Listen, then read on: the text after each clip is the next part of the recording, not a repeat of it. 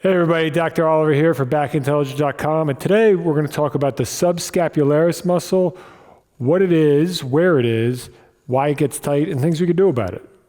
If you haven't done so yet, click the subscribe button to get access to the videos as we put them out. So your subscapularis muscle is one of your rotator cuff muscles. So you got four rotator cuff muscles. The subscapularis is responsible for internal rotation of your shoulder, and it's located on the back side of your shoulder blades. So if you picture your shoulder blades on your back, we'll have Leon turn around.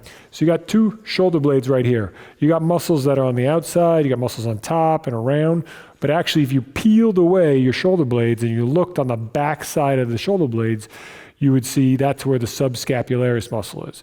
It's close to your ribs. So you can't feel it from the back side. It's very difficult to get access to, so we have to kind of expose it and get it in a better position. So we'll have Leon kind of turn towards the side here. And what we're going to have him do is just raise his arm up and he can kind of grab the back of his head here. So again, that shoulder blade now kind of pulls it into a little position where you get access to it. You got to go right in there with the armpit. We'll have him turn a little bit more so you can see. So he's right in there is where you're going to be.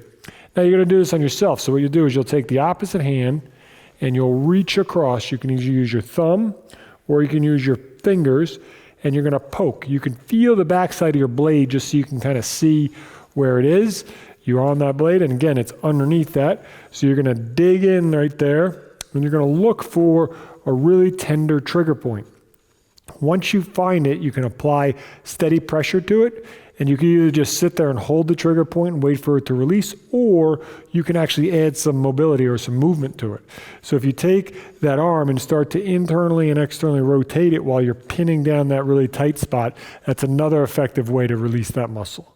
So again, we're getting on the back side of that shoulder blade. Make sure you're in there, and you're going to look for that tender spot and go up and down. This area is a pretty sensitive area, so take it easy and make sure you don't hit anything nervy. So if you hit any spots that feel really abnormal and don't feel like muscle or give you zings and zaps here and there, just reposition so you're not on any sorts of nerves. And again, you want to look to make sure you're not rubbing down lymph nodes in the area. So if you don't feel comfortable with this one, don't do it, but it's a good way to get access to that area because this muscle can be problematic. It can cause a lot of pain in the shoulder itself. You can get pain on top of the shoulder or back of the shoulder. And the question is, well, why is it tight? Well, again, we talked about it being an internal rotator of the shoulder. A lot of people do what all day long? They spend their day sitting at their desk, typing on their computers. They spend the day in internal rotation. So we want to make sure that we release it, and it'll go a long way in opening up that postural position.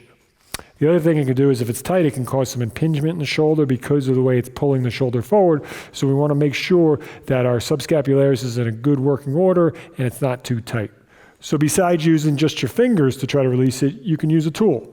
So there's different tools out there, all those hook canes and those massage tools. So we have one in here, Leon's gonna pick up and use. And it's actually best with this type of one to sit in a chair because we're gonna try to get access to that again. He's gonna use the pointy part right there.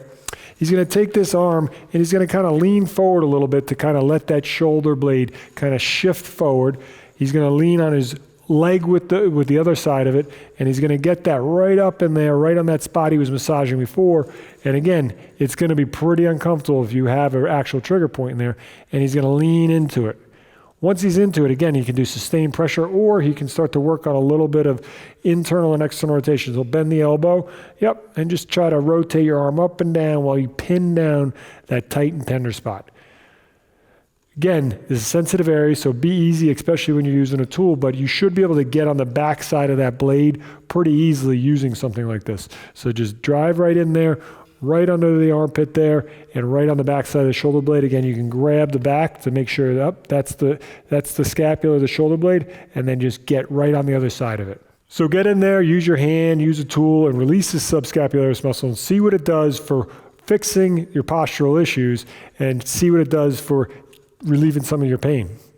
I hope you enjoyed this video, and if you did, please like it and share it with a friend. Also, we'd love to send you 3 posture correction exercises that we've done with Dr. David Oliver. These videos will help correct that forward head and rounded shoulder type of posture that we're all suffering from today. So if you'd like to get those 3 videos, there's going to be a link to get them somewhere here on the video or down below in the description. Go to that page, enter your email, and we'll send you those videos right away.